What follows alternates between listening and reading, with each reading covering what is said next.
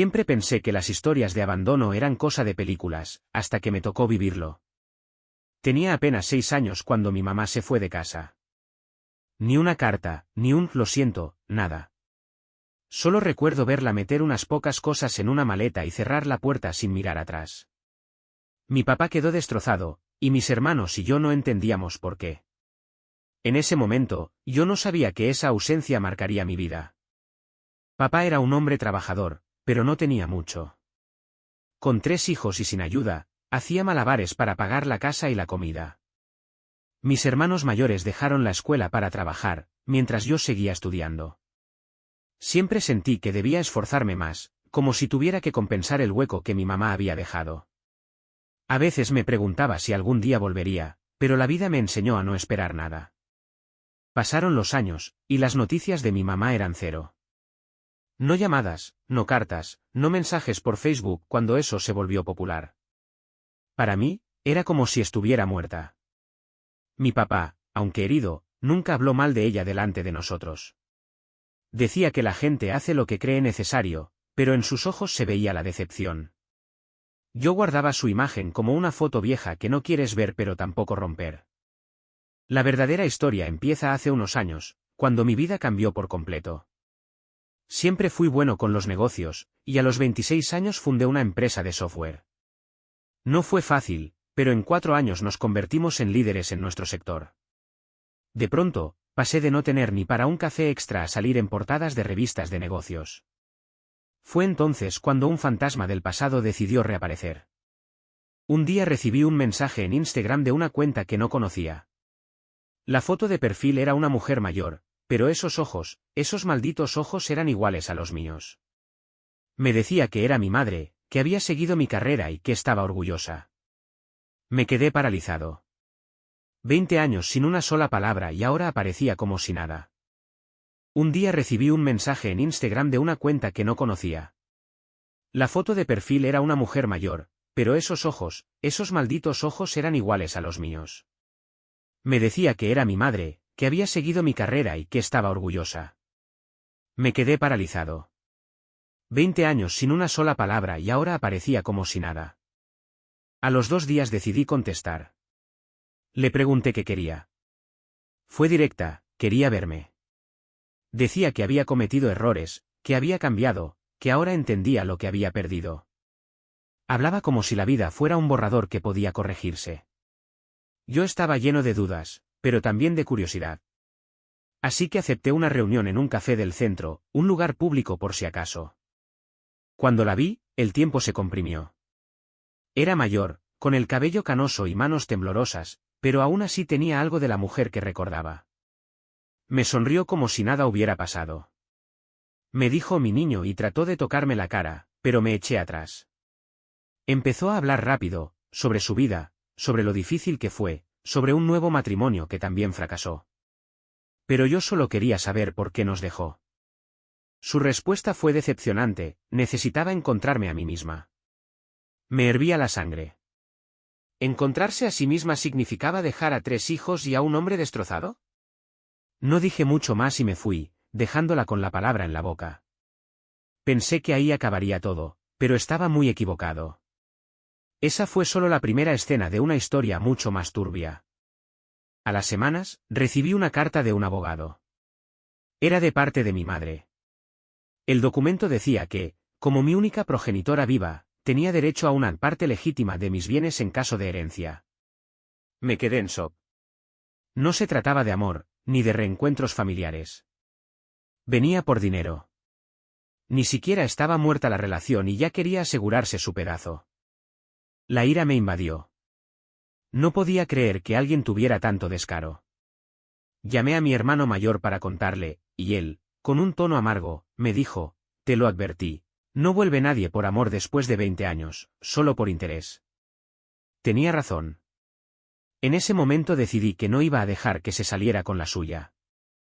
Busqué a un abogado y le conté todo. Me dijo que legalmente era complicado, pero que había formas de proteger mis bienes.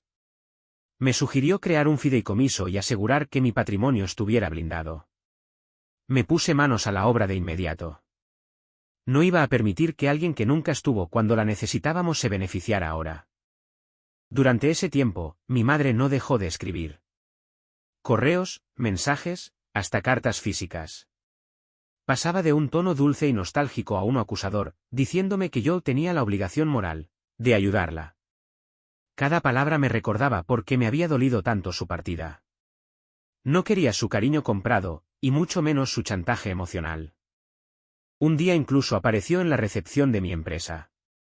Mis empleados, sin saber quién era, la trataron como a cualquier visitante. Yo, en cambio, la recibí con la puerta cerrada.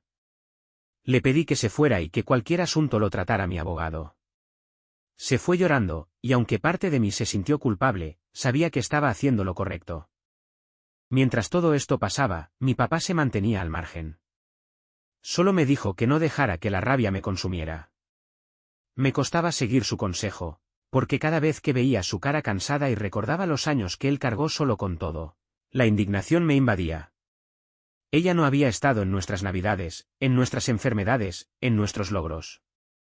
Los medios comenzaron a enterarse del conflicto. Algún periodista sensacionalista publicó una nota sobre el joven millonario que rechaza a su madre. La gente en redes se dividió, algunos me apoyaban, otros decían que debía perdonar. Pero nadie había vivido lo que yo viví. No era una pelea por plata, era una cuestión de dignidad y justicia. Aún así, la presión social me hizo replantearme si debía ceder un poco.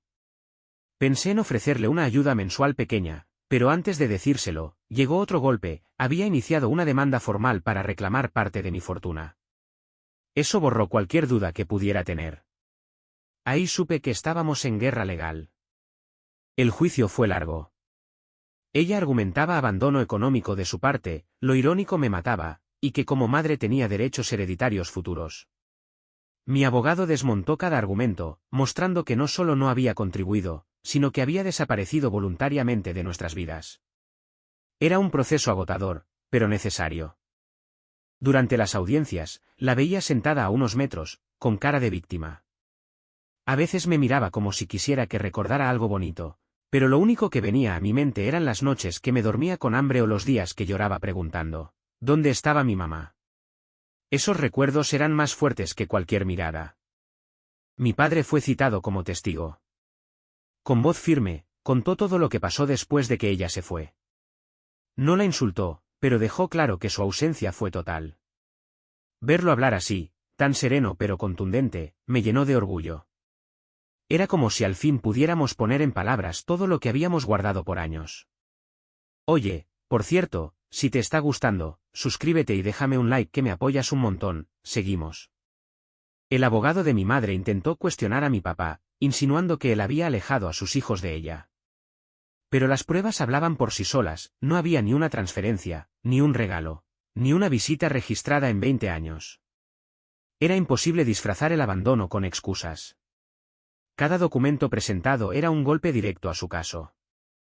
A pesar de que el proceso avanzaba a nuestro favor, yo no podía evitar sentir una especie de vacío. Me dolía pensar que la mujer que me dio la vida estaba del otro lado, tratando de quitarme algo que construí con sudor y noches sin dormir. No era tanto por el dinero, sino por la forma en que intentaba justificar lo injustificable. A pesar de que el proceso avanzaba a nuestro favor, yo no podía evitar sentir una especie de vacío. Me dolía pensar que la mujer que me dio la vida estaba del otro lado, tratando de quitarme algo que construí con sudor y noches sin dormir. No era tanto por el dinero, sino por la forma en que intentaba justificar lo injustificable. Una noche, después de una audiencia especialmente dura, recibí un mensaje de voz suyo. Decía que si retiraba la demanda, ella se iría de mi vida para siempre. Sonaba más como un trato de negocios que como una madre buscando reconciliación. Ni siquiera mencionaba a mis hermanos, era como si no existieran para ella. Consulté a mi abogado y me dijo que no aceptara ningún acuerdo fuera del proceso, porque podía ser una trampa para reabrir el caso después. Así que seguimos adelante. Ya no se trataba solo de proteger mi dinero, sino de dejar sentado un precedente para que no pudiera reclamar nada más en el futuro. El día del clímax llegó en la última audiencia. Su abogado presentó una supuesta carta de mi infancia donde yo decía que la extrañaba y la necesitaba. Era verdad, Pero esa carta tenía fecha de cuando yo tenía 8 años. Usar las palabras de un niño como arma legal fue lo más bajo que pudo hacer. Sentí una mezcla de rabia y asco. Me levanté y le pedí al juez permiso para hablar. Conté lo que significaba esa carta. No era una prueba de vínculo, sino un grito desesperado de un niño que no entendía por qué su madre lo había abandonado. Vi cómo ella bajaba la mirada. Tal vez de vergüenza, tal vez de simple cansancio por el teatro. Mi abogado cerró el caso con un argumento impecable: el vínculo de sangre no otorga derechos automáticos sobre el fruto del esfuerzo ajeno, especialmente cuando el lazo afectivo y la responsabilidad parental han sido rotos voluntariamente por una de las partes. El silencio en la sala fue absoluto. Cuando el juez dictó sentencia, sentí un alivio inmenso. El fallo fue a mi favor. Ella no tenía ningún derecho sobre mi patrimonio, ni presente ni futuro. Además, debía cubrir parte de mis gastos legales. Fue como cerrar una puerta que había estado entreabierta durante 2 décadas. Ella no dijo nada al escuchar el veredicto. Se levantó lentamente y se fue sin mirarme. No hubo lágrimas, ni gritos, ni escenas. Solo una salida silenciosa que, irónicamente, se parecía mucho a la forma en que desapareció de nuestras vidas cuando yo era niño. La prensa me esperaba afuera, pero no quise dar declaraciones largas. Solo dije: no se trata de dinero, se trata de justicia y de poner límites. Mis palabras aparecieron en todos los titulares, pero a mí solo me importaba que la historia hubiera terminado. Esa noche, mi papá y mis hermanos vinieron a mi casa. Brindamos, no por haber ganado un juicio, sino por seguir unidos a pesar de todo lo que nos tocó vivir. Sentí que, por primera vez en mucho tiempo, podía respirar sin ese peso en el pecho. Los días siguientes fueron extraños. Parte de mí esperaba que volviera a aparecer, pero no lo hizo. Ni un mensaje, ni una carta. Era como si el fallo la hubiera borrado de mi mapa de nuevo. Solo que esta vez, yo lo había elegido así, y eso hacía toda la diferencia. Mi papá me dijo algo que nunca olvidaré: hijo, las heridas no siempre se curan, pero se pueden cerrar para que no sigan sangrando. Creo que eso fue exactamente lo que pasó. No puedo decir que la perdoné, pero sí que dejé de dejar que me hiciera daño. Decidí donar una parte de mis ganancias de ese año a una fundación para niños abandonados.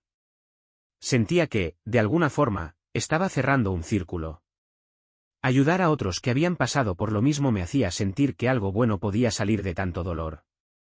En redes sociales, la historia se fue apagando. Al principio, la gente quería saber cada detalle, pero luego pasaron a la siguiente noticia. Yo también hice lo mismo: dejar que mi vida siguiera su curso, sin quedarme atrapado en el capítulo más oscuro de mi historia. A veces, cuando miro fotos viejas, me pregunto qué habría pasado si ella no se hubiera ido. Pero luego recuerdo que, con todo lo malo, también aprendí a valerme por mí mismo, a no depender de nadie para salir adelante. Esa lección, aunque dura, me hizo quien soy. Hoy, cuando alguien me dice que la familia siempre está unida por la sangre, les respondo que no siempre es así. La verdadera familia es la que se queda, la que lucha contigo, la que no te suelta cuando todo se derrumba. Esa fue mi experiencia, y no la cambiaría por un lazo de ADN. Escribir esto en el foro me ayuda a soltarlo del todo. Tal vez alguien que esté leyendo esté pasando por algo parecido. Si es así, quiero decirte que poner límites no te hace mala persona, te hace alguien que se respeta y se cuida.